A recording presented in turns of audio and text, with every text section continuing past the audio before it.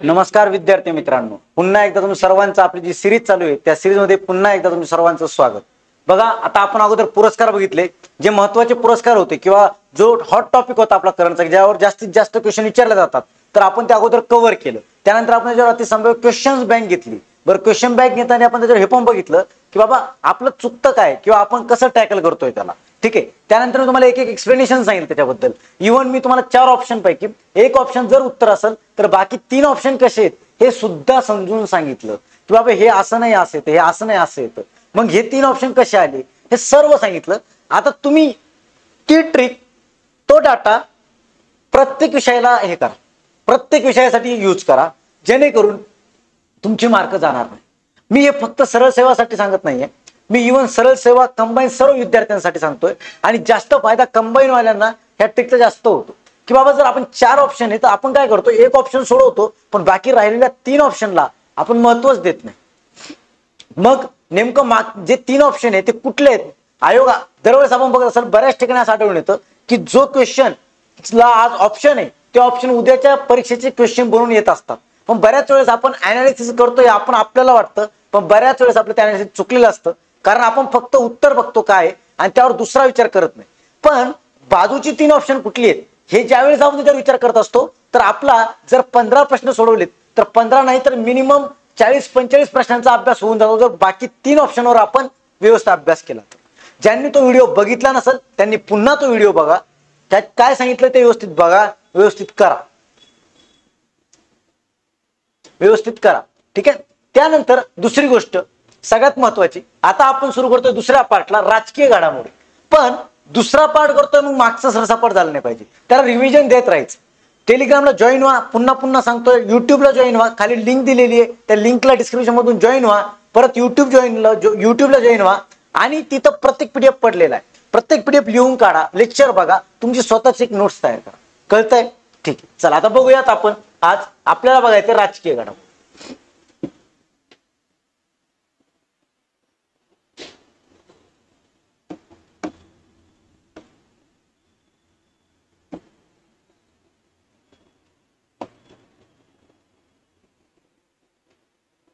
बघा, आता राजकीय घडामोडी शक्यतो ह्या टॉपिकवर जे काही क्वेश्चन येतात ते करंट रिलेटेड येत असतात. म्हणजे याचा फायदा तुम्हाला पॉलिटी असेल या विषयात म्हणू शकतो. जसं आता सरन्यायाधीश नवीन आलेले आहेत, ते उपराष्ट्रपतींनी राजीनामा दिला. दुसरी गोष्ट, थर्ड पॉइंट की बाबा आपल्या ज्या विधान भवनात ज्या काही गोष्टी घडल्या अधिवेशनाच्या टायमिंगला त्याच गोष्टी. त्यानंतर बऱ्याच ठिकाणी आपण आता बघतोय की जसं ते माधुरी हत्तीनीचं असेल, ह्या ज्या करंट रिलेटेड गोष्टी असतात ना, ह्या राजकीय घडामोडीमध्ये जेव्हा एकत्र येतात तेव्हा याच्यावरच आधारित क्वेश्चन फ्रेम केला जातो.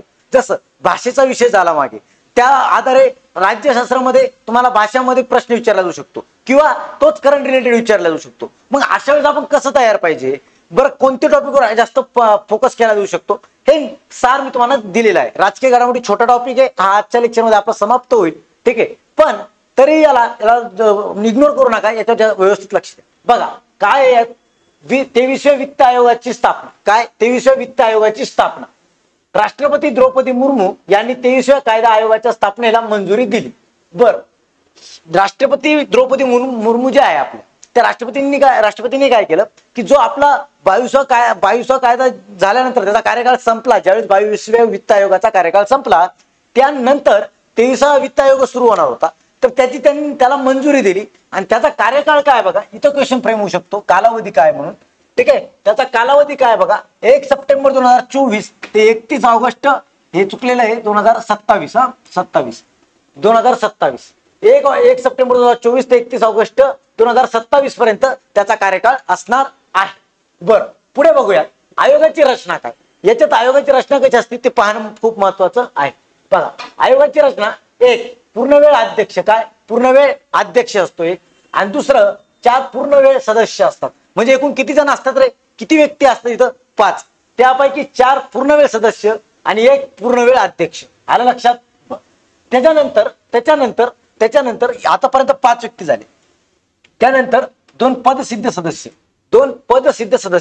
पण कोण आहे ते जे पदसिद्ध सदस्य ते नेमके कोण आहेत? जसं आपण बघितलं की एक अध्यक्ष असतो, 4 इतर असतात. ठीक आहे, चला कळलं. पण जे पदसिद्ध आहे नेमकं काय असतं हे तर ते बघूया. कायदेविषयक व विधी विभागांचे सचिव अर्धवेळ सदस्य 5 पेक्षा कमी, 5 पेक्षा कमी असतात किती, 5 पेक्षा कमी अर्धवेळ, पण हे किती वेळ असतात, अर्धवेळ सदस्य असतात. किती वेळ, अर्धवेळ. म्हणजे कायद्याचा जो काय तुमचा कार्यकाळ आहे त्याच्या अर्धा काळ हे तिथं सदस्य म्हणून राहू शकतात. ठीक आहे, चला बघा मग जास्तीत जास्त 2 पद सदस्य आहे सध्या, पण कमीत जास्तीत जास्त किती असतात ते 5 असतात. पण सध्या किती आहेत, 2.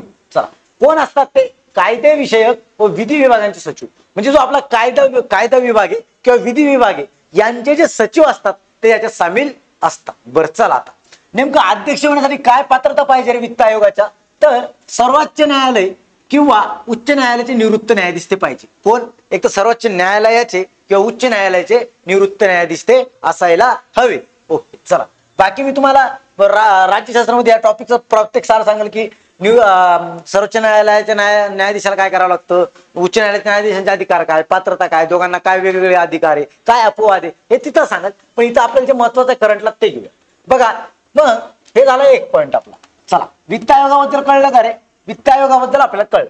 आता सेकंड आहे आपले नवीन लोकपाल. बरं लोकपाल जे तर लोकपाल हा पूर्वीपासूनचा नाही, आता 2011च्या वेळेस त्याचा कायदा झालेला आहे. ठीक आहे, तर म्हणजे 2013ला कायदा झाला, 2013ला तो कायदा झाला. मग लोकपाल कोण आहे, नवीन लोकपाल आलेले. हे जे काय नवीन गोष्टी घडताना तर करंटला त्या गोष्टी विचारल्या जातात. बघा काय, अजय माणिकराव खानविलकर नवे लोकपाल. कोण, अजय माणिकराव खानविलकर हे काय झाले, आपले नवीन लोकपाल झाले. बरं यांना शपथ कोणी दिली रे, राष्ट्रपतीने दिली. याच्यात 2 क्वेश्चन कव्हर होते. इथं काय दिलंय, राष्ट्रपती द्रौपदी मुर्मू यांनी दिली. तुम्हाला असा प्रश्न विचारला शकतो कोणी दिली, नाव असेल राष्ट्रपती द्रौपदी मुर्मू, म्हणजे द्रौपदी मुर्मू, किंवा विचारू शकता असं डायरेक्ट क्लिअर क्वेश्चन की लोकपालांना शपथ कोण देतं, राष्ट्रपती, पंतप्रधान वगैरे वगैरे. तर तुम्हाला कळलं पाहिजे की राष्ट्रपती. ओके चला, म्हणजे लॉजिकची गोष्ट, याला अभ्यासाची गरज नसते राहत. तुमच्या आकलीची आणि वेळेची भेट झाली, हुकाचूक झाली नाही ते उत्तर बरोबर येतात. हा चला पुढं, यांचा उद्देश काय असतो, उद्देश काय रे, उद्देश बघा काय उद्देश असतो, सार्वजनिक पदाधिकाऱ्यांवरील भ्रष्टाचारांच्या आरोपांची चौकशी करा. म्हणजे काय, सार्वजनिक पदाधिकारी असतात ते सार्वजनिक पदाधिकारी, त्यांनी जर काही भ्रष्टाचार केला असेल किंवा काय डाऊट असेल किंवा काय अडचण असेल किंवा त्यांना वाटतंय की बाबा याच्यात काहीतरी आहे दोष, तर तेव्हा हे जे लोकपाल आहे यांचं कार्य काय असतं की त्यांची ते चौकशी करतात. कोण, लोकपाल करतात. ठीक आहे, चला आलं लक्षात. 2 पॉईंट आपण हे केले. बरं, आणि तिसरा पॉईंट जो कंबाईन लेवलला विचारू शकतो आपल्याला, तो म्हणजे कोणत्या कायद्याने आलेलं पद आहे, तर हे लोकपाल कायदा 2013 आलेलं पद आहे. हे आपल्या लक्षात आलं पाहिजे. ठीक आहे, आलं मित्रांनो लक्षात, समजलं का? ठीक आहे, चॅनल सबस्क्राईब करा, लाईक करा, शेअर करा, टेलिग्रामला पण जॉईन राहा. एक एक गोष्ट सांगतोय. माझं एक सांगू का, मी म्हणून नाही, जिथं फुकटाचं भेटतंय ना घ्या रे घ्या, काढून घ्या, जेवढं जमल तेवढं करा.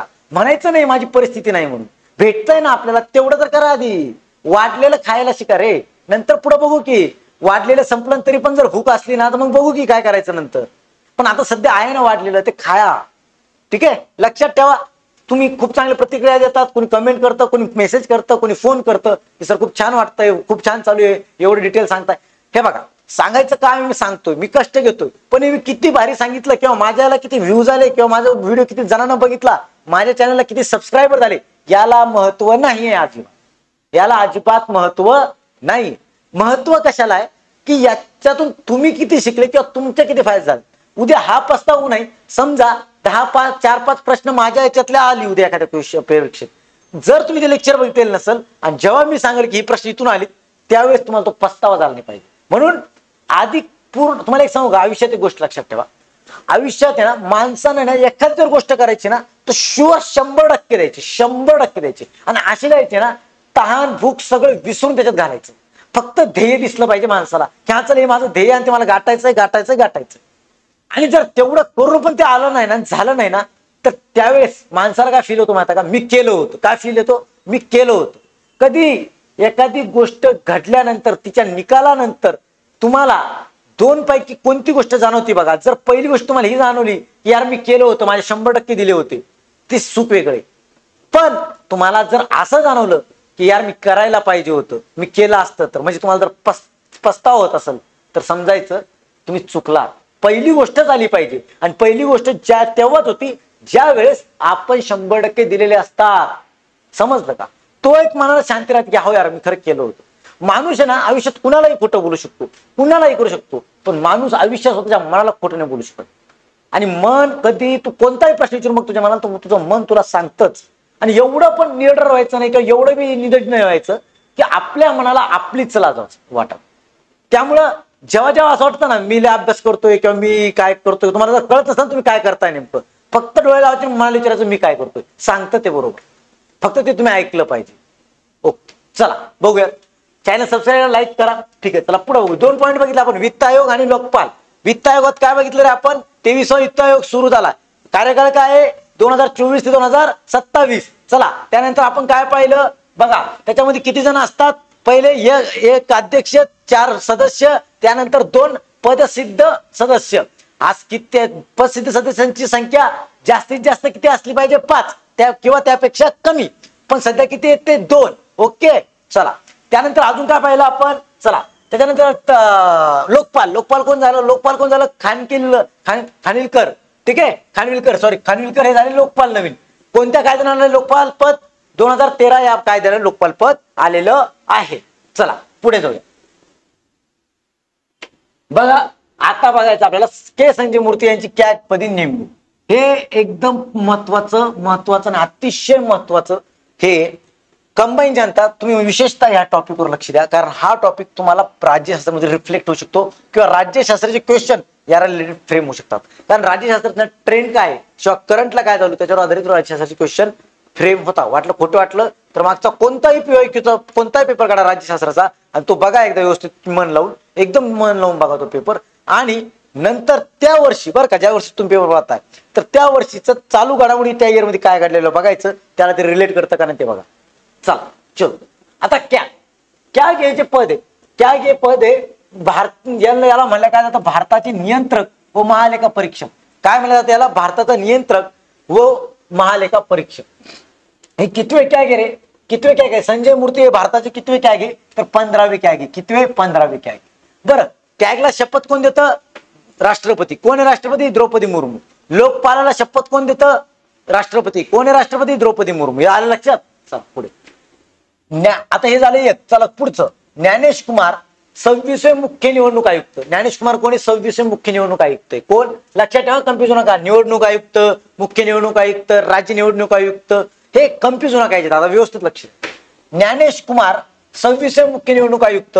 निवड कधी झाली यांची 17 फेब्रुवारी 2025 ला निवड झाली. म्हणजे याचा दुसरा अर्थ असा निघतोय की राज्यशास्त्रामध्ये किंवा तू आपल्या तलाठी असेल, सरळ सेवा असेल किंवा कंबाईन असेल, सर्वांना सांगतो निवडणुकावर क्वेश्चन येणार म्हणजे येणार. कारण आता निवडणुका होऊन गेल्या आणि परत पुढे निवडणुका येणार आहे आणि त्यातल्या त्यात परत मुख्य निवडणूक आयुक्त पण निवडल्या गेलेला आहे. म्हणजे याचा अर्थ हा ट्रेंड आहे. बघा आणि कॅगवर पण क्वेश्चन येईल. म्हणजे काय करून ठेवायचं तुम्ही, हे बघा काय करायचं, निवडणूक आयोग करून ठेवायचं.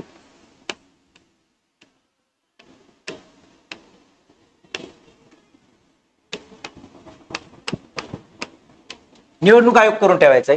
त्यानंतर काय करशाल, कॅग करशाल. ठीक आहे. त्याच्यानंतर आता पुढे पुढे जे जसं असेल तसं मी सांगत चालतो. तर लोकपाल एक झाला. लोकपालवर एवढी शक्यता कमी, पण एक धरून चला. लोकपालवर येत नाही म्हणा, लोकपाल नका लिहू, काय लोकपालवर नाही येणार. लोकपालवर करंटला येऊ शकतो बरं, पण करंटला येऊ शकतो. मी पॉलिटीला सांगतोय पॉलिटीला येणार नाही म्हणून, पण करंटला येऊ शकतो. आणि हे दोन तर मला वाटतंय, आता मी काय हे नाही हे, पण मला वाटतं की येईल करंट पॉइंट. चला पुढे. पुढे काय, नवीन कायद्याअंतर्गत निवडणूक. आणि आपल्या निवडणूक कायद्यामध्ये जे काय बदल झाले त्या बदलानंतर निवडून आलेली ही पहिली व्यक्ती आहे. कोण, ज्ञानेश कुमार. पण 26वे निवडणूक आयुक्त, मुख्य निवडणूक आयुक्त, मुख्य निवडणूक आयुक्त कितवे, 26वे. चला पुढे पुढे.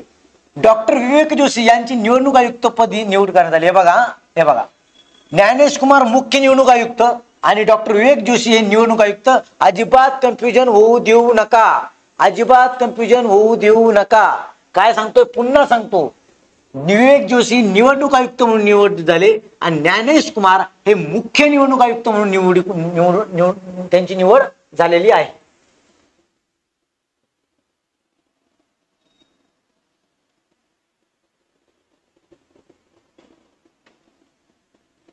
बघा हे बघा, ज्ञानेश कुमार 26वे मुख्य निवडणूक आयुक्त आणि डॉक्टर विवेक जोशी निवडणूक आयुक्त. काय, निवडणूक आयुक्त. कन्फ्युज होऊ देऊ नका. वाटलं तिथं लिहून देतो मी. हे बघा 26वे, थांबा ब्लँक पेजवर लिहितो वाटलं तर, थांबा. हे बघा मुख्य निवडणूक आयुक्त.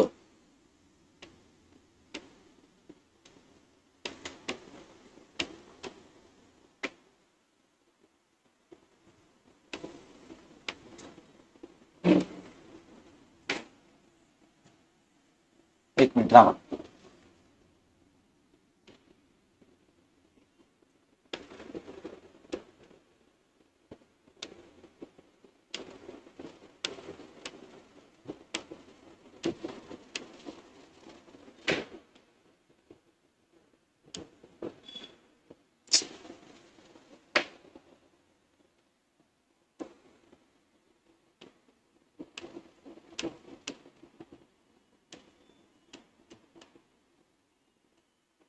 हे बघा मुख्य निवडणूक आयुक्त.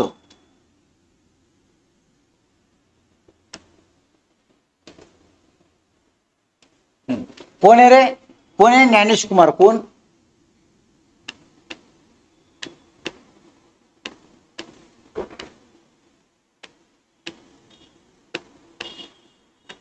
कोण आहे? ज्ञानेश कुमार. आणि दुसरं हा कितवे? 26वे. कितवे? 26वे. आता दुसरं बघा. हा दुसरं बघा निवडणूक आयुक्त.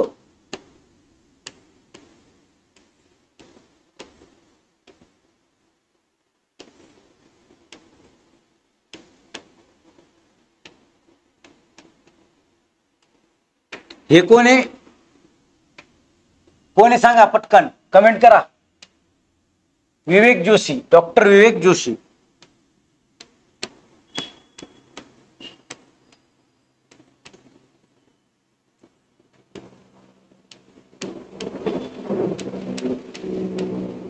बघा दोन्ही लक्षात ठेवा. मुख्य निवडणूक आयुक्त ज्ञानेश कुमार, निवडणूक आयुक्त डॉक्टर विवेक जोशी.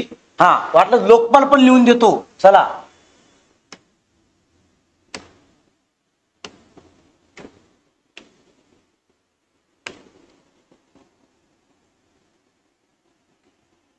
लोकपाल पण लिहून देतोय बघा.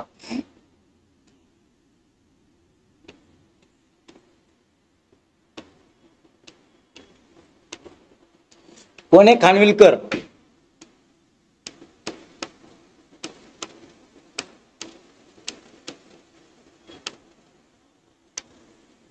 ठीक आहे. चला हे 3 पॉइंट प्रॉपर लक्षात राहिले पाहिजे. ओके चला. हा मी काय लिहून दिलं मी सांगून पुढे पण येऊ शकतो. माझ्या 2 स्लाइड सांगून झाल्या असत्या तुम्हाला, पण नाही बाबा पोरांचे लक्षात राहिलं पाहिजे. जर क्वेश्चन येण्यासारखे क्वेश्चन आहे हे 2 तर आहेच आहे आणि हे सुद्धा. चला आलं लक्षात. चलो आगे जाएंगे. बघा आता पुढं उत्तर. सॉरी एक मिनिट. हा बघा आता मणिपूरमध्ये राष्ट्रपती राजवट.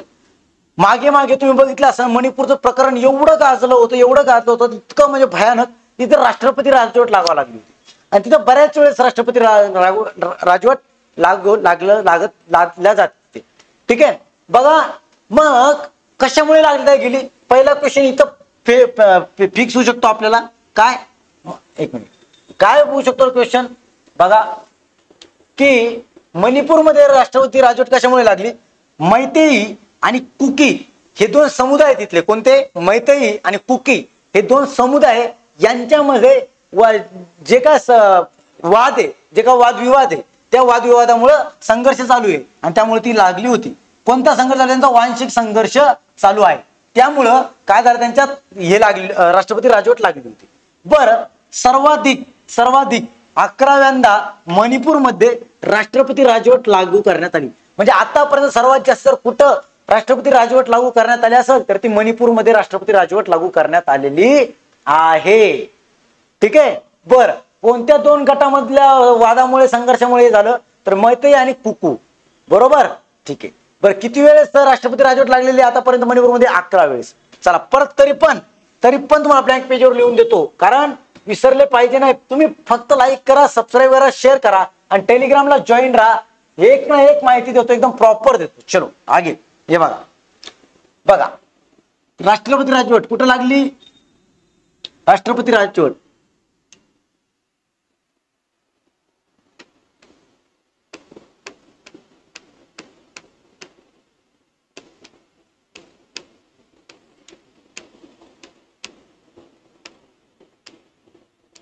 कुठे लागली रे? मणिपूर. ओके, हा चला सेकंड. कितव्यांदा लागली? 11व्यांदा. ठीक, चला त्याच्यानंतर कोणत्या दोन समुदायामधल्या संघर्षामुळे लागली?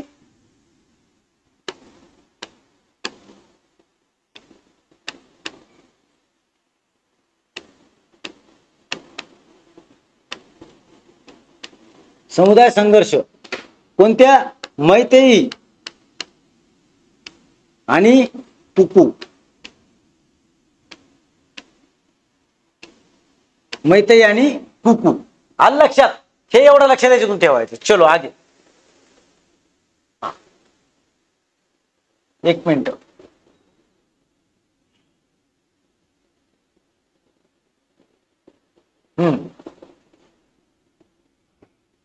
चल पुढे. उत्तराखंड मध्ये युसीसीची अंमलबजावणी. युसीसी म्हणजे काय रे? युसीसी म्हणजे काय? आणि याच्यावर क्वेश्चन येणार म्हणजे येणार, कारण हे एवढा ट्रेंडला हे टॉपिक होता, म्हणजे एवढा गाजला होता. युसीसी म्हणजे समान नागरी संहिता. तर मग काय आहे? तर बघा, स्वातंत्र्य युसीसी समान नागरी संहिता. बर, स्वातंत्र्यानंतर युसीसीची अंमलबजावणी करणारे उत्तराखंड देशातील पहिले राज्य ठरले आहे. म्हणजे उत्तराखंड स्वातंत्र्यानंतर जिथं समान नागरी संहिता लागली असं एकमेव आणि पहिलं राज्य स्वातंत्र्यानंतर की जिथं युसीसी लागलेली आहे. ठीक आहे, लागू केली आहे, म्हणजे समान नागरी संहिता तिथे लागू केलेली आहे. ते राज्य कोणतं? उत्तराखंड. बघा त्याच्यानंतर न्यायमूर्ती आराधे मुंबई न्यायालयाचे मुख्य न्यायाधीश झाले. बघा याच्यावर क्वेश्चन येऊ शकतो. 48 मुख्य न्यायाधीश झाले. ते कुठले? मुंबई उच्च न्यायालयाचे. कुठले? मुंबई न्यायालयाचे. कोण? न्यायमूर्ती आराधे. कोण? आराधे. हे काय झाले? मुंबई न्यायालयाचे मुख्य न्यायाधीश झाले. चला पुढे बघा. भूषण गवई 52वे सरन्यायाधीश. बघा भूषण गवई 52वे सरन्यायाधीश हे नुकतेच आत्ता झालेले. त्यामुळं इथं प्रश्न येऊ शकतो. बघा काय. आणि दुसरी महत्वाची गोष्ट काय, त्यांच्यात 52वे सरन्यायाधीश जर झाले, परत दुसरे देशातले दुसरे दलित येते. पहिले कोण होते? के.जी. बालकृष्णन हे पहिले दलित व्यक्ती होते जे सरन्यायाधीश झाले. आणि आता दुसरे जे झाले ते कोण आहे? भूषण गवई 52वे सरन्यायाधीश. ठीक आहे, आलं लक्षात? आता हे वक्फ बोर्ड दुरुस्ती कायदा. मग हे वक्फ बोर्ड बद्दल आपल्याला माहिती आहे किती गाजला हा मुद्दा, माझा किती गाजला. मग या वक्फ बोर्ड बद्दल आपल्याला क्वेश्चन येऊ शकतो का नाही मित्रांनो? करंट म्हणजे ट्रेंडला जे तिथं क्वेश्चन तुम्हाला फ्रेम होणार आणि त्याला अशा राजकीय घडामोडीवर तो होणारच. बघा काय ते कायद्याचे नाव काय? एकात्मिक व्यवस्थापन सक्षमीकरण कार्यक्षमता आणि विकास कायदा 2024 ला आला. ठीक आहे, कधी आला कायदा? 2024 ला. नाव काय? एकात्मिक व्यवस्थापन सक्षमीकरण कार्यक्षमता आणि विकास कायदा 2024. बर याचं बघा लोकसभा आणि राज्यसभेत सादर करण्यात आलं. ठीक आहे, ते कसं केलं जातं, काय केलं जातं मी राज्यसभा टॉपिक मध्ये तुम्हाला सांगेल. इथे एवढं डिटेल मी सांगत नाही, ते राज्यसभेच्या वेळेस बघू आपण. बघा सादर किरण रिजिज केंद्रीय अल्पसंख्याक व्यवहार मंत्री. कोण सादर केलं? ते किरण रिजिजनं सादर केलं. कोणी? किरण रिजिजनं. काय सादर केलं? केंद्रीय अल्पसंख्याक व्यवहार मंत्री येते, त्यांना काय सादर केलं? याचं हा जो कायदा आहे यासाठी तिथं सादर केलं. सॉरी, लोकसभेत ते जे मंजूर झालं विधेयक ते कधी मंजूर झालं? लोकसभेत 2 एप्रिल 2025 ला मंजूर झालं. बरं, राज्यसभेत ते विधेयक कधी मंजूर झालं? 4 एप्रिल 2025 ला मंजूर झालं. लोकसभेतील मते 288 विरुद्ध 232, म्हणजे 288 विरुद्ध 232 होते. बर, आणि राज्यसभेतील मत किती होते? 128 विरुद्ध 95. हा, आणि मग राष्ट्रपतींची मंजुरी एप्रिल 2025. कसं जातं विधेयक, कसं मंजूर होतं, कसं न हे होते, सगळं तुम्हाला त्या टॉपिक मध्ये मी सांगेल. इथं फक्त एवढं लक्षात ठेवा की हे विधेयक जे होतं या कायद्याचं, मग कायदा पारित होतो आधी विधेयक जात असतं. विधेयक ठराव आधी जात असतात. ते ठराव लोकसभेत ते कुठं एक लोकसभेत जातो, राज्यसभेत जातो. राज्यसभेने काय परवानगी दिली तिथून लोकसभेत जातो. लोकसभेत परवानगी भेटल्यानंतर तो राष्ट्रपतींकडे जात असतो. म्हणजे या गोष्टी काय पूर्ण डिटेल तुम्हाला मी नंतर राज्यशास्त्र टॉपिक मध्ये सांगेल. कारण त्याच्यावर बोलायचं म्हणलं तर आपलं आहे ते राहून जाईल. ठीक आहे, चलो आगे. बघा आता 1995च्या कायद्यात सुधारणा करण्यात आली. म्हणजे तेच मागचं 1995च्या कायद्यात सुधारणा केली. 2024 मध्ये संसद सादर करण्यात आलेले हे विधेयक बघा तेच आहे बरं. पुढं हे विधेयक संसदीय भाजप खासदार जगदंबिका पाल यांच्या अध्यक्षतेखाली संयुक्त संसदीय समितीकडे छाननीसाठी पाठवण्यात आले होते. आलं का लक्षात? मी जे म्हणतो तुम्हाला ते विधेयक सादर करण्यात आलं बरोबर आहे. पुणे केलं तर किरण रिजिजूने सादर केलं. कोण? अर्थव्यवहार मंत्री. लक्षात ठेवायचे नावं. ठीक आहे. त्याच्यानंतर कोणाच्या अध्यक्षतेखाली झालं? खासदार जगदंबिका पाल यांच्या अध्यक्षतेखाली झालं. बरं, समितीने 13 फेब्रुवारी 2024 रोजी आपला अहवाल सादर केला. या समितीनं काय केलं? जो काय त्यांचा अहवाल आहे त्याच्या बाबतीत तो सादर कधी केला? 13 फेब्रुवारी 2024 ला. बर, या अहवालाला 6 दिवसाने केंद्रीय मंत्रिमंडळाची मान्यता मिळाली. तो जो अहवाल सादर झाला त्या अहवालाला केंद्रीय मंत्रिमंडळानं फक्त 6 दिवसात त्याला मंजुरी देऊन टाकली. म्हणजे मान्यता दिली, मंजुरी नाही, सॉरी, मान्यता दिली. हा, वक्फ कायदा भारतातील वक्फ मालमत्तेच्या प्रशासनाचे नियमन करतो. हा, आता वक्फ बोर्ड आहे, कोणाच्या जमिनीचे वगैरे ह्या ज्या गोष्टी असतात ते वक्फ बोर्डचा. आणि मी सांगणार तुम्हाला चांगलं माहिती आहे वक्फ बोर्ड किती गाजलं मागं, म्हणजे किती महत्वाचं ते बघा. ठीक आहे, चलो आगे. चला आता एक देश एक निवडणूक याच्यावर क्वेश्चन फ्रेम होऊ शकतो. एक देश एक निवडणूक काय बघा ते. माजी राष्ट्रपती रामनाथ कोविंद यांच्या अध्यक्षतेखाली उच्चस्तरीय समिती स्थापन झाली. काय झालं? हे जेव्हा करायचं होतं आपल्याला, ही जी गोष्ट करायची होती एक देश एक निवडणूक, तर जे काय राष्ट्रपती होते आपले माजी राष्ट्रपती रामनाथ कोविंद त्यांच्या अध्यक्षतेखाली एक समिती स्थापन झाली. काय झाली? एक समिती स्थापन करण्यात आली. आता कोणताही तुम्हाला जर काही जर मांडायचं, लोकसभेत असो, राज्यसभेत असो, किंवा एखादा कायदा असेल किंवा काय बी नवीन काय करायचं, तर अगोदर तुमची एक समिती तयार करावी लागत असते. त्या समितीने तिथपर्यंत तो अहवाल लोकसभेला राज्यसभेला द्यावा लागत असतो. मग तो अहवाल, तो ठराव, ते विधेयक त्याच्यावर विचार विनिमय केला जातो. तिथून ते राज्यसभेतून लोकसभेत किंवा लोकसभेतून राज्यसभेत. म्हणजे आता अधिकार काय विधेयकाचा, कोणते इथं बलवाने ते महत्वाचं. काही काही विधेयक असे की जे फक्त लोकसभेतच पाठवले जातात, काही असे की जिथे लोकसभा राज्यसभा दोन्हीच पाठवले जातात, काही असे की दोन्हीकडे पाठवले जातात पण लोकसभेला जास्त अधिकार असतात. या सगळ्या गोष्टी बघाव्या लागतात. चला पुढे बघू. भारतात एकाच वेळी निवडणुका घेण्याचा प्रस्ताव होता. यांची जी समिती होती यांनी का प्रस्ताव टाकला होता की भारतात एकाच वेळी निवडणुका घ्या. काय? एकाच वेळी निवडणुका घ्या. बरं, मग समिती स्थापना कधी झाली? याची समिती कधी स्थापन झाली? 2023 ला स्थापन झाली. कधी स्थापन झाली? 2023 ला स्थापन झाली. आणि अहवाल सादर कधी झाला? 14 मार्च 2024 ला अहवाल सादर झाला. बरं, पुढे आता या समितीच्या प्रमुख शिफारशी काय होत्या रे? निवडणुका 2 टप्प्यात घ्याव्या. काय म्हणतो यांचं? निवडणुका 2 टप्प्यात घ्याव्या. बर, त्याच्यानंतर टप्पा 1 लोकसभा आणि विधानसभाची निवडणूक घ्या. म्हणजे यांच्या समिती एकदा वाचतो मग सांगतो. ठीक आहे. टप्पा 2 100 दिवसात स्थानिक स्वराज्य संस्थांच्या निवडणुका. म्हणजे कळलं का तुम्हाला? यांनी काय केलं? रामनाथ कोविंदनं काय केलं? रामनाथ कोविंद हे जे होते आपले माजी राष्ट्रपती, यांनी काय केलं? एक समिती स्थापन केली. त्यांच्या अध्यक्षतेखाली समिती स्थापन केली. त्यांनी अहवाल पाठवला. तो प्रस्ताव जो होता त्या प्रस्तावात कशावर आधारित होता की भारतात एकच निवडणूक झाली पाहिजे. म्हणजे एकाच वेळी निवडणूक झाली, एकच वेळेस म्हणजे एका वेळेस निवडणूक झाली पाहिजे. हा हा, एका वेळेस म्हणजे 2 टप्प्यात. म्हणजे आता विधानसभा लोकसभाचे ते एका टप्प्यात आणि स्थानिक स्वराज्य संस्था 2, म्हणजे 2 टप्प्यात निवडणूक झाली पाहिजे. सॉरी, एका वेळेस नाही, 2 टप्प्यात निवडणूक झाली पाहिजे असं कोणी सांगितलं? रामनाथ कोविंद यांच्या अध्यक्षतेखाली जी समिती स्थापन झाली होती त्यांनी. चला पुढे. मग काय झालं? पहिल्याच्यात लोकसभा विधानसभा, नंतर स्थानिक स्वराज्य संस्था. स्थानिक स्वराज्य संस्था आपल्या सगळ्याला माहिती, आणि ज्याला स्थानिक स्वराज्य संस्था माहिती नसेल अजिबात अभ्यास करू नका, सोडून द्या, हे क्षेत्र आपल्यासाठी नाही. चला पुढे. विधेयके आणि सुधारणा.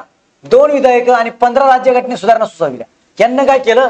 2 विधेयक आणि 15 राज्यघटना सुधारणाही सुचवली. पहिलं विधेयक काय होतं? एकाच वेळी निवडणुकीची यंत्रणा. काय? एकाच वेळी निवडणूक घ्या अशी त्यांची यंत्रणा होती. बरं, त्यानंतर लोकसभा विधानसभा मुदत संपण्यापूर्वी नव्या निवडणुकीची प्रक्रिया. त्यांचं म्हणणं काय आहे?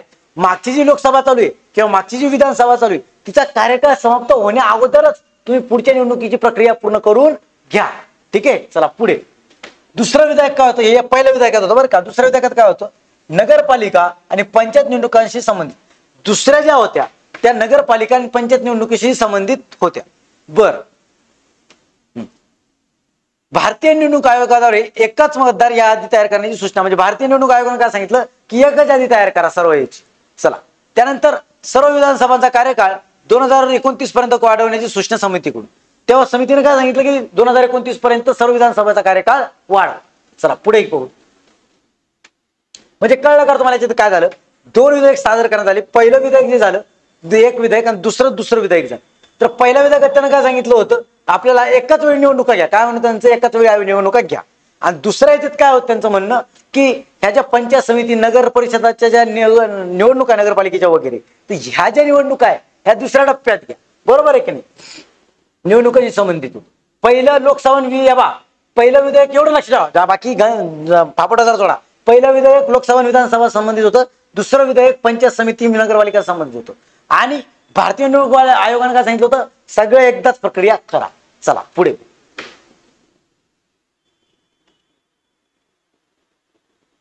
बघा, सर्वोच्च न्यायालयाचे अमृत महोत्सवी वर्ष. अमृत महोत्सवी म्हणजे काय रे, 75 वर्ष पूर्ण होणे. किती? 75 वर्ष. आणि आता एक गोष्ट सांगतो तुम्हाला मी, एक मिनिट. 75 वर्ष, हे बघा, 25 वर्ष, 50, 75 आणि 100. हे जे वर्ष ज्या वेळेस पूर्ण होतात ना, हे वर्ष एखाद्या गोष्टीला शुअर शॉर्ट तिथं प्रश्न येतो म्हणजे येतोच. हे फक्त एका विषयात सांगत नाही, फक्त राज्यशास्त्र किंवा करंट नाही, ते इतिहास. सगळ्यात जास्त इतिहास त्या गोष्टीवर होत असतं. पण आता आपल्या सर्वोच्च न्यायालयावर 100% क्वेश्चन राहणार आहे. कारण न्यायालयाच्या आपण बघितलं किती गोष्टी घडल्या. नवीन सरन्यायाधीश झाले, बरोबर आहे. त्यानंतर हे न्यायालयाचं अमृत महोत्सव आहे. या सगळ्या गोष्टी आपण लक्षात ठेवल्या पाहिजे. जरा बघूया काय.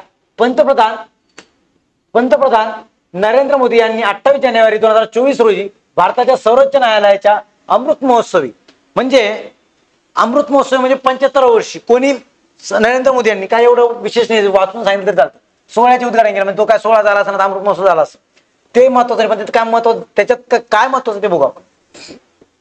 यावेळी मोदीने डिजिटल सर्वोच्च न्यायालय अहवाल, डिजिटल न्यायालय 20 आणि सर्वोच्च न्यायालयासाठी एक नवीन द्विभाषिक वेबसाईट असे नागरिक केंद्रीय माहिती आणि तंत्रज्ञान उपक्रम सुरू केले. बघा, एवढं लक्षात नाही ठेवायचं, तीनच गोष्टी लक्षात ठेवा एवढं वाचण्यापेक्षा. DGSCR, ठीक आहे. त्यानंतर डिजिटल न्यायालय, इथं डॉट देतो बरं मी, डिजिटल समजून घ्या, न्यायालय, ठीक आहे. त्याच्यानंतर काय रे, तो आणि डिजिटल न्याय 2.0 बरं, 2.0 आहे ती, 20 नाही 2.0 आहे. चला. आणि त्याच्यानंतर काय रे, सर्वोच्च न्यायालयासाठी एक नवीन द्विभाषिक वेबसाईट आणि न्यायालयासाठी द्विभाषिक वेबसाईट, बायलँग्युअल वेबसाईट. ठीक आहे, लक्षात ठेवा. या 3 गोष्टी नव्याने सुरुवात केल्या. पुढे सर्वोच्च न्यायालयाचे 3 नवे प्रोजेक्ट आहे. सर्वोच्च न्यायालयाने त्याच्या अमृत महोत्सवी म्हणून एक 3 प्रोजेक्ट नवीन लॉन्च केले. याच्यावर प्रश्न येऊ शकतो. कोणकोणते? Digital supreme court records. काय? Digital supreme court record. दुसरा, सर्वोच्च न्यायालयाचे निकाल नागरिकांना इलेक्ट्रॉनिक स्वरूपात मोफत उपलब्ध करून दिले जाते. डिजिटल सुप्रीम कोर्ट रेकॉर्ड म्हणजे काय, रेकॉर्ड सगळे डिजिटल स्वरूपात उपलब्ध करून दिले जातील. दुसरं काय, सर्वोच्च न्यायालयाचे निकाल नागरिकांना इलेक्ट्रॉनिक स्वरूपात मोफत उपलब्ध करून दिले जातील. म्हणजे इलेक्ट्रॉनिक स्वरूपात सर्वोच्च न्यायालयात जे काही निकाल झाले असतील, जे काही निकाल लागले असतील, त्या नागरिकांना मोफत उपलब्ध करून दिल्या जातील. बर, पुढं.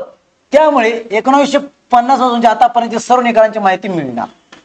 पण आम्हाला सर इथे करंटचं एवढं 2 वाक्य वाचायला जड जाऊ लागलं. कधी ते न्यायालयाचं बघू, कधी त्या वेबसाईट बघू आणि कधी ते करू, ते तर माझ्या अभ्यासाचे घेणं देणं नाही. पण एक सांगतो मित्रांनो, आयुष्यात काही करा नाही तर नका करू, पण ह्याच्या माहिती राहतं नाही. करंट वाचणं असेल किंवा करंट घडामोडी असेल किंवा न्यायालयाचं काहीतरी बघणं असेल किंवा ज्या काय प्रशासकीय सेवा आहे किंवा जे काय आपले शासकीय ऑफिस आहे, गव्हर्नमेंट ऑफिस, त्या ऑफिस बद्दल माहिती घेत जा. आपल्या महाराष्ट्रात प्रत्येक एक वेगळी व्हाईब्स आहे. मंत्रालयात जाऊन पहा, मंत्रालयात बघा कसं वेगळी ऊर्जा येते. मागे जाते का, आमच्या निकाला संदर्भात मी गेलो होतो, तिथे एक वेगळी ऊर्जा राहते. तुम्ही कलेक्टर ऑफिसला जाऊन बघा, तिथे एक वेगळी ऊर्जा राहते. तुम्ही तहसीलला जा, तिथे एक वेगळी ऊर्जा राहते. म्हणजे इथं जी ऊर्जा आहे आणि त्याचं फक्त जाऊ नका, तिथली माहिती काढा. म्हणजे उद्या तुम्ही एक सुशिक्षित ज्याला म्हणतात ना, ते याला म्हणतात सुशिक्षित. ठीक आहे, ती व्यवस्थित जर माहिती असणार आपल्याला, तर आपण उद्या कुठंच नडणार नाही रे, कुठंच नडणार नाही आपण. जर आपल्याला जर नडायचं नसेल तर आपल्याला प्रत्येक क्षेत्रातली माहिती असायला हवी. चलो पुढं. 2.2 डिजिटल कोर्ट्स 2.2 हे आता या अंतर्गत जिल्हा न्यायालयातील न्यायाधीशांना इलेक्ट्रॉनिक स्वरूपात न्यायालयीन माहिती उपलब्ध करून दिली जाणार. बरं, त्याच्यानंतर 3.3 नवीन संकेतस्थळ आलं. ठीक आहे, म्हणजे पॉईंट बरं, नाही तर म्हणजे काय सांगू लागले. 3.3 पॉईंट आहे, 2.2 पॉईंट आहे. ठीक आहे, चला पुढे. हा 3.2 3.3 डिझेल कोड्स म्हणजे त्यांचं नाव आहे तसे 3.3 नवीन संकेतस्थळ. ठीक आहे, चला हे हिंदी आणि इंग्रजी अशा दोन्ही भाषांमध्ये असेल. ही वेबसाईट वापरकर्त्यांसाठी पुन्हा डिझाईन केली गेली आहे. म्हणजे हे जे नवीन संकेतस्थळ आहे ते परत उपलब्ध करून दिले त्यांनी. ठीक आहे, आपण 3.3 मध्ये काय पाहिलं नवीन संकेतस्थळ, 2.2 मध्ये काय पाहिलं डिजिटल कोड्स, त्याच्यानंतर इकडे काय बघितलं आपण 2.0. ठीक आहे, चलो ह्या प्रकारे मला ती माहिती मिळालेली असेलच. ठीक, चला सर्वोच्च न्यायालयाचा नवीन ध्वज. बघा न्यायालयावर एवढ्या गोष्टी घडल्या आहे म्हणजे याचा अर्थ न्यायालयावर 100% क्वेश्चन येणारच. सर्वोच्च न्यायालयाचा नवीन ध्वज काय म्हणतो बघा. राष्ट्रपती द्रौपदी मुर्मू यांनी 1 सप्टेंबर 2024 रोजी नवी दिल्ली येथे सर्वोच्च न्यायालयाच्या 75व्या वर्धापन दिनानिमित्त बघा तेच निमित्त नवीन ध्वज आणि नवीन चिन्हाचे अनावरण केले. नवीन ध्वजात काय बघा, भारताच्या कायदेशीर आणि सांस्कृतिक वारशाचे चिन्ह आहे. म्हणजे भारताच्या कायद्यासंबंधी जे काय महत्वाचे चिन्ह आहे किंवा संस्कृती सोबत जे काय महत्वाचे चिन्ह आहे ते त्याच्यात ध्वजमध्ये दाखवले गेलेली आहे. त्यामध्ये अशोक चक्र, सर्वोच्च न्यायालयाची इमारत बघा काय काय अशोक चक्र पण आहे, सर्वोच्च न्यायालयाची इमारत पण आहे आणि भारताचे संविधान यांचा समावेश आहे. प्रश्न काय विचारला जाऊ शकतो की कशा कशा समावेश होतो, तर आपल्याला माहिती पाहिजे अशोक चक्र,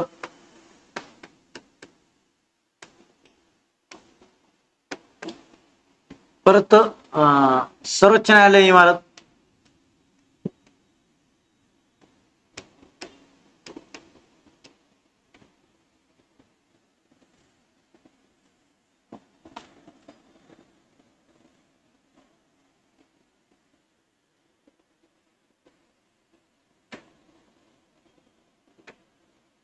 बघा काय काय रे ध्वजामध्ये नवीन इकडे बघा सांगतो मी तुम्हाला काय काय. अशोक चक्र,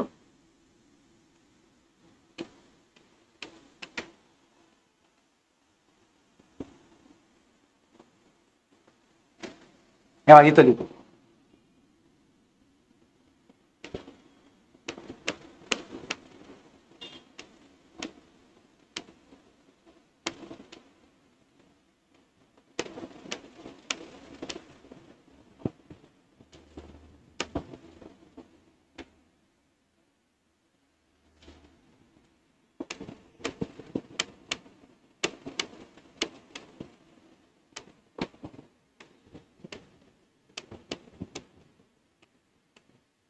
आणि संविधान.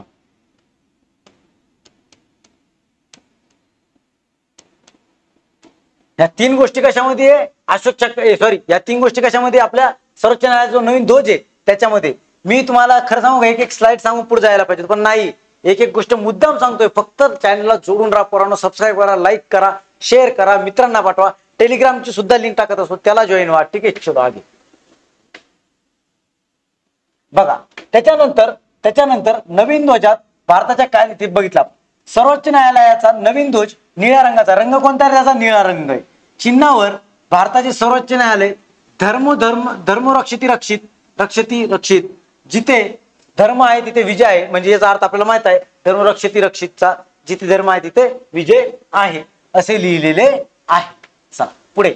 सर्वोच्च न्यायालयाच्या स्थापनेला 75 वर्ष पूर्ण झाल्याच्या स्मरणार्थ नवी दिल्ली येथे जिल्हा न्यायालयाकडून राष्ट्रीय परिषदेत पंतप्रधान नरेंद्र मोदी यांनी 31 ऑगस्ट 2024 रोजी टपाल तिकिटे आणि शिक्क्याचे आवरण केले. बघा हे पण महत्वाचं काय की सर्वोच्च न्यायालयाची जेव्हा स्थापनेला 75 वर्ष झाली तर तेव्हा त्यांना काय जाहीर केलं? टपाल तिकीट आणि शिक्क्याचे अनावरण. ठीक आहे, आलं लक्षात. बघा याप्रमाणे आपण आता सगळ्या राजकीय घडामोडी पाहिलेल्या प्रॉपर एक एक गोष्ट आपण बघितलेली. ठीक आहे, त्यामुळे आता विचार करू नका, व्यवस्थित बघा, वाचा, शेअर करा, लाईक करा, सबस्क्राईब करा, पोरांना पाठवा, होतं तेवढं करून घ्या. आणि हो तुम्हाला मला कळतं खूप मित्र बोलता, खूप काय म्हणता तुम्ही, मेंटरशिप तर खूप म्हणताय मित्रांनो. ठीक आहे, तुम्ही 25-20 पोरं देणार असतील पैसे, प्रत्येकाकडून शक्य नाही तरी चालू आहे आपला विचार. कारण पोरांचं म्हणणं काय सगळ्या लेक्चरनं फायदा होतोय पण आम्हाला आहे ना आमच्याकडून करून घ्या त्यासाठी एक मेंटरशिप घ्या. बघू चालू आहे विचार पण काळजी करू नका. जरी मी मेंटरशिप घेतली तरी हे तुम्हाला फ्रीच असणार. इथलं जे ते फ्रीच असणार. मेंटरशिप बद्दल मी सांगलं थोड्या दिवसात, अजून मी तयार नाही तेवढा. कारण माझं तुम्हाला वाक्य मत आहे जोपर्यंत माझ्याकडे डाटा तयार होत नाही तोपर्यंत मी कोणती बॅच लॉन्च करत नाही. ठीक आहे, चला चॅनलला जॉईन राहा, टेलिग्रामला जॉईन राहा. ठीक आहे, थांबूयात. धन्यवाद.